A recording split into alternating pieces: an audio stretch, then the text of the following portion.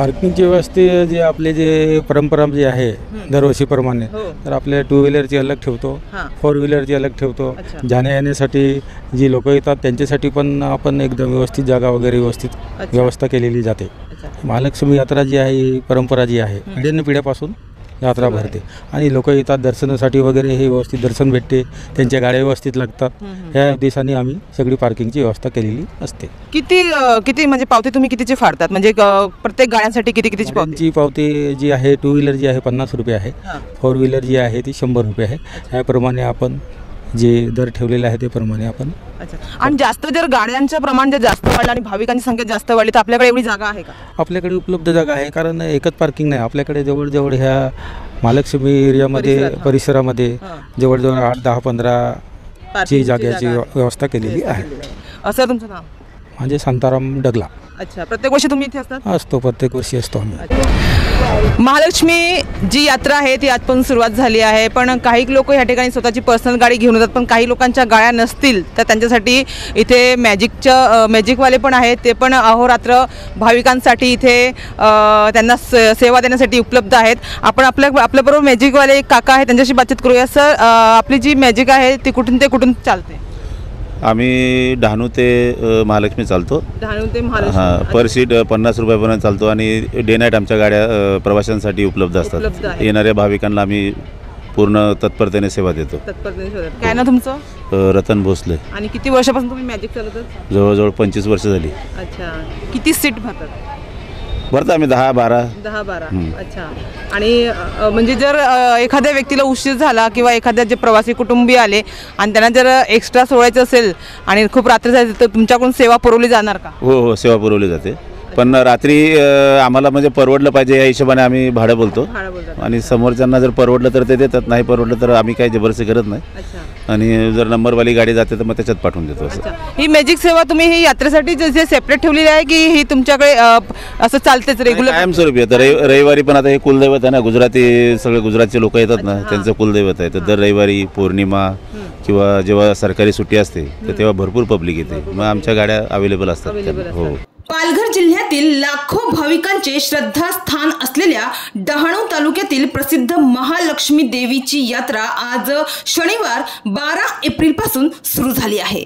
आज हनुमान जन्म उत्सवाच्या पावन दिवशी या यात्रेला सुरुवात झाली आहे आणि आजच्या पहिल्याच दिवशी सकाळपासूनच या महालक्ष्मी मंदिरात देवीच्या दर्शनासाठी भाविकांची मोठी गर्दी पाहावयास मिळाली. पालघर जिल्ह्यातील डहाणू तालुक्यातील चारोटी जवळ मुंबई अहमदाबाद महामार्गावरील विवळ वेढे येथे श्री महालक्ष्मी देवीचे मंदिर आहे. हे जागृत देवस्थान मानले जात असून ही देवी नवसाला पावते असा लाखो भाविकांचा विश्वास आहे. महालक्ष्मी देवीची ही यात्रा पालघर जिल्ह्यातील सर्वात मोठी यात्रा असून पालघर, ठाणे, मुंबई, नाशिक बरोबरच गुजरात राज्यातील हजारो भाविक या निमित्ताने येथे येत असतात. सतत 15 दिवस चालणाऱ्या ह्या यात्रेत दररोज दूरवरून लाखो भाविक येतात.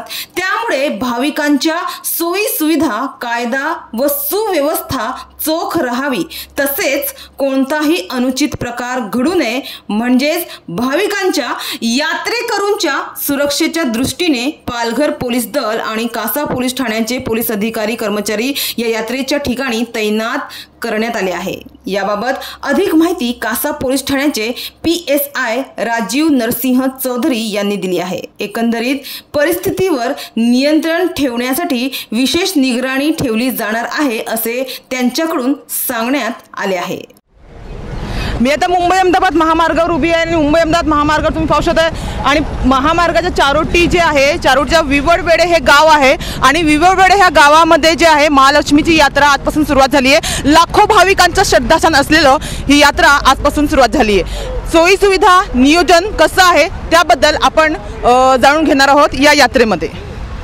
ते पोलीस प्रशासन सुद्धा मोठ्या संख्येने उभे आहे. सर, त्यांच्याशी पण बातचीत करूया.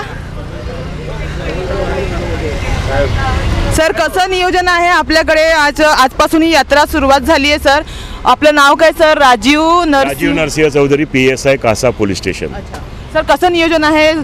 काही अनुचित प्रकार घडू नये यासाठी कायदा सुव्यवस्था राखला जावा यासाठी तुमच्या कडून किती पथक या ठिकाणी तैनात आहे आणि तुमचे नियोजन कसे आहे? संपूर्ण पालघर जिल्ह्यातून जव्हार विभागातून इथे पोलीस अधिकारी आणि कर्मचारी नेमलेले आहेत. माननीय SP साहेब यांच्या आदेशानुसार होमगार्ड वगैरे सगळे स्वयंसेवक, ट्रस्ट वगैरे, ग्रामपंचायत यांचीसुद्धा स्वयंसेवक लोक आहेत. भरपूर ठिकाणी CCTV फुटेज लावलेले आहेत. CCTV कॅमेरे सगळीकडे लावलेले आहेत. त्याच्यानंतर रिक्षा पार्किंग यांना पण सूचना दिलेल्या आहेत, नोटिसा दिलेल्या आहेत आणि पोलीस बंदोबस्त व्यवस्थित चोख लावलेला आहे. कुठलेही अनुचित प्रकार घडणार नाही. माता यावेळी सुद्धा चांगली यात्रा पार पडेल ही आमची सदिच्छा. एकंदरीत यात्रेला काही गालबोट लागणार नाही याची पूर्णपणे दखल घेतलेली आहे. सगळीकडे लक्ष ठेवलेलं आहे, बंदोबस्त लावलेला आहे. अशी कुठलीही अनुचित प्रकार घडणार नाही याची आम्हाला खात्री आहे. सध्या 150 ते 200 आहेत. 150 ते 200 अजून 300 येणार आहे. अच्छा, अजून 300 येणार आहे. हो, बाहेरून अजून भरपूर बंदोबस्त. 15 दिवस ही यात्रा चालणार आहे. 15 दिवस येणार. लाखो भाविक येतात आणि साधारणतः संध्याकाळी 6 नंतर भरपूर गर्दी असते की तुम्ही इथून रस्त्यावर चालणं मुश्किल आहे. त्यासाठी भरपूर बंदोबस्त लागतो. अजून एक 100 ते 150 लोक येतील. भाविक आहे त्यांच्यासाठी काय तुम्ही आवाहन करणार आहे? भाविकांसाठी एवढंच आवाहन करेल की गर्दीच्या मध्ये प्रवेश करणं टाळा. दागिने वगैरे घातलेल्या बायांची विनंती आहे की त्यांनी आपले दागिने सांभाळा. पदर ओढत जा, गळ्यापासून दुपट्टा हे करत जा, जेणेकरून त्याचा प्रसिद्धी होणार नाही. समोरच्याला आव्हान होणार नाही की माझ्याकडे एवढंच होऊ नये, म्हणजे चेन स्नॅचिंग वगैरे हे प्रकार होणार नाही. आणि सर पोरं हरवण्याची वगैरे पण घटना? हो, माईक सिस्टीम आहे. ट्रस्टाची ठिकाणी तिकडे नोंदणी करण्यासाठी एक कार्यालय उघडले, टेबल आहे. तिथे तुम्ही जर सांगितलं माझा अमुक मुलगा हरवला आहे, अमुक वर्णन आहे, तर त्या बाबतीत सगळे आमचे पोलीस वगैरे तिकडे बाहेर पाठवले जातात. तर त्याच्यातून कुठेही पोरगा असा दिसला तर आणून देतात. आणि स्वयंसेवक आहेत ते पण असं कुठे दिसलं की एखादं पोरगं फिरतंय किंवा कोणी नाही जवळ, तर त्यांना सुद्धा आणून मदत कक्ष आणतात. मदत कक्षातून त्यांना पोलीस मदत मिळते. एकंदरीत तुमच्याकडून पूर्णपणे म्हणजे 100% देण्याचा प्रयत्न. पाण्याची व्यवस्था सगळीकडे केलेली आहे. असं सध्या गरमी जास्त आहे, ऊन फार आहे, तर पाण्याची सुविधा फार केलेली आहे. आरोग्य व्यवस्था सर? हो, आरोग्याचा कॅम्प आहे तिथे. मेडिकल कॅम्प आहे. फर्स्ट एड होणार. सगळं काही जास्त प्रकार झालं तर डाऊनलोड ट्रान्सफर. कारण की ऊन खूप आहे कोणाला. हो, येस, पूर्ण प्रथमोपचार केंद्र तिथे उभारलेलं आहे. तर आज चैत्र शुद्ध पौर्णिमेला म्हणजेच पहिल्या होमाच्या दिवशी म्हणजेच आज मध्यरात्री 12 वाजता पुजारी ध्वज, पूजेचे साहित्य, नारळ घेऊन वेगाने पायथ्याच्या मंदिरापासून धावत निघणार आणि 3 वाजता ते डोंगरावर चढतील. तेथे तुपाचा दिवा लावून ध्वज फडकविण्यात येणार आहे. डोंगरावर ध्वज लावून सकाळी 7 वाजता ते परत येणार. हे दृश्य पाहण्यासाठी असंख्य भाविक मार्गात बसलेले असतात. त्यावेळी त्यांच्या अंगात देवी संचारते असे म्हणतात. ध्वज लावण्याचे ठिकाण डोंगरावरील देवीच्या पूजेच्या स्थानापासून 600 फूट उंचीवर आहे. ध्वज लावण्यासाठी जो खांब असतो तो दर 5 वर्षांनी बदलला जातो. ध्वज लावण्याचे हे देवकार्य वाघाडी येथील मोरेश्वर सातवी परंपरेने करत आले आहे आणि यंदाही त्यांच्या हातून हे देवकार्य पार पडणार आहे. आणि ससाली डोंगरात येतो. ससाली डोंगराच्या इकडे तोडून येतो. 12 वाजता घेऊन जातात. 12 वाजता किती? आज 12? आज 12 रात्री. रात्री 12 परंपरा आहे का? हा. म्हणजे हा जो आहे एवढा मोठा दांडा हा कसला आहे? हे सागाचा आहे. सागाचा आहे. हा. आणि तिथे मग जाऊन मग हा यावर झेंडा फडकवतात. हा, झेंडा फडकवतात. हा. अच्छा, आज रात्री 12 वाजता. हा, 12 वाजता. हा सागाचा आहे ना पूर्ण? माहितीनुसार प्रसिद्ध महालक्ष्मी मातेचे मूळ वास्तव तिथल्याच एका डोंगरावर आहे. परंतु या डोंगर माथ्यावर जाणारी वाट अत्यंत अडचणीची व धोकादायक असल्याने देवीचे पुजारी व भाविकांच्या सहकार्याने डोंगर पायथ्याशी मंदिर बांधण्यात आले. परंतु आता मात्र दानशूर व्यक्ती असलेले भाविक नारायण जावरे यांच्या प्रयत्नाने देवीचे मंदिर मूळ वास्तव असलेल्या डोंगरावरही सुंदर बांधण्यात आले आहे आणि त्याला महालक्ष्मी गड म्हणून ओळखले जाते. तर आजपासून या देवीच्या यात्रेला सुरुवात झाली आहे. सर्वांनी उत्साही वातावरणात आनंदाने या यात्रेचा आस्वाद घ्या आणि महामार्गावर आपली दुचाकी किंवा वाहने अतिवेगाने हाकू नका. तर महालक्ष्मी ही देवी नवसाला पावणारी असून तेथे मनापासून इच्छा मागणाऱ्याच्या सर्व मनोकामना पूर्ण होतात आणि सर्वांच्या मनोकामना नक्कीच पूर्ण होतील अशीच प्रार्थना आहे. तर यंदा अशी काही या यात्रेची वेळ मर्यादा ठेवण्यात आली नसून यात्रेकरू आणि भाविकांसाठी ही यात्रा उशिरापर्यंत सुरू असणार आहे. मात्र मंदिर व परिसर बंद करता करता रात्री 12 ते 1 अशी वेळ होणारच आहे. त्यामुळे या यात्रेसाठी वेळ मर्यादा नसल्याची माहिती मिळत आहे. मात्र या दरम्यान जनतेला सुरक्षित वातावरण मिळावे म्हणून पोलिसांचा चोख बंदोबस्त असणार आहे. पोलिसांचा चोख बंदोबस्त ठेवण्यात आला आहे.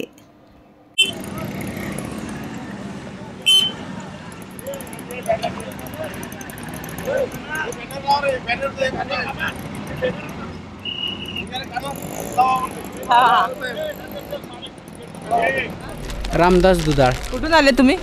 भूम तालुक्यातून आलो मॅडम. पेडा विकाला. भूम तालुका. भूम तालुका कुठे आला? धाराशिव जिल्हा. धाराशिव जिल्हा. हो. ही मिठाई खूप फेमस असते आणि चवीला पण खूप टेस्टी आहे. कशा प्रकारे बनवली जाते? दूध आणि खवा.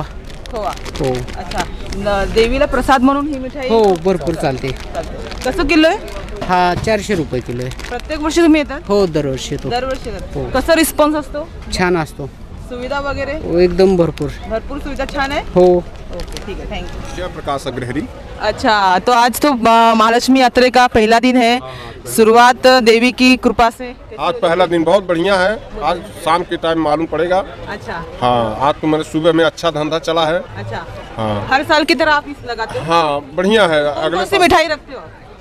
यही मंसूर है, बालूशाही है, मावा है, लालमोहन है, लड्डू है. अच्छा. और ये सब ये लालमोहन है. अच्छा अच्छा. हाँ. कैसा मतलब जो भी भाविक आते हैं उनको परवड़ना चाहिए, उस हिसाब से कैसा रेट रखा है आपने? 100 रुपया पाव किलो, जो कि सब लोग कस्टमर लेंगे इसके लिए. 100 रुपये पाव किलो. खाली 100 हर एक रुपया मिठाई 100 रुपये 100 पाव. रुपया पाव. अच्छा. क्या दुकान का नाम है आपका? विजय स्वीट हाउस. विजय स्वीट हाउस. अच्छा. हर साल यही दुकान लगाते हो? हाँ हाँ, यही दुकान लगाते अच्छा. हैं इस और जगह. महालक्ष्मी जो यात्रा है 15 दिन तक ये यात्रा चलती है. कैसी सुविधा है? बाथरूम की हो गया? सब बढ़िया है यहाँ. पानी की और बाथरूम की व्यवस्था सब बढ़िया है. बढ़िया